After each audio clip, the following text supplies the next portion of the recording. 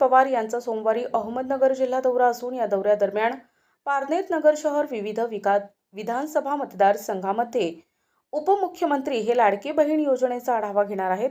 तसेच सर्व कार्यकर्त्यांची बैठक देखील आयोजित करण्यात आली आहे, अशी माहिती पत्रकार परिषदेमध्ये राष्ट्रवादीचे युवक प्रदेशाध्यक्ष सूरज चव्हाण यांनी दिली आहे। यावेळी राष्ट्रवादी जिल्हाध्यक्ष बाळासाहेब नाटक, युवक शहराध्यक्ष केतन क्षीरसागर आदी उपस्थित होते। राष्ट्रवादी काँग्रेस पक्षाचे राष्ट्रीय अध्यक्ष तथा राज्याचे उपमुख्यमंत्री सन्माननीय अजितदादा पवार 22 जुलै वार सोमवारी हे अहमदनगर जिल्ह्याला येणार आहेत।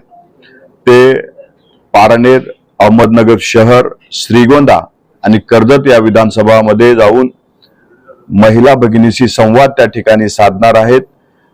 महाराष्ट्र शासनाने जे मुख्यमंत्री लाडकी बहीण योजना आणलेली आहे किंवा वेगवेगळ्या ज्या योजना आलेल्या आहेत त्या योजनाबद्दलची माहिती देणं, ज्या महिला भगिनी या योजनेमुळे राबवण्यासाठी काम करतायत त्यांना काय तांत्रिक अडचणी येतात ते समजून घेणं व त्याच्यामध्ये काय सुधारणा करता येईल यासाठी प्रयत्न करणं हा प्रामुख्याने या दौऱ्यामागचा उद्देश असणार आहे।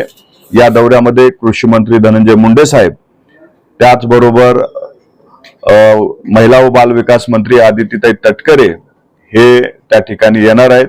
या दौऱ्याचा मुख्य उद्देश हा आमच्या अहिल्यानगर जिल्ह्यातील ज्या आमच्या महिला भगिनी आहेत त्यांना ज्या मुख्यमंत्री लाडकी बहीण योजनेमध्ये जे काही तांत्रिक अडचणी येत आहेत त्या अडचणी दूर करण्यामागे हाच त्यांचा उद्देश असणार आहे।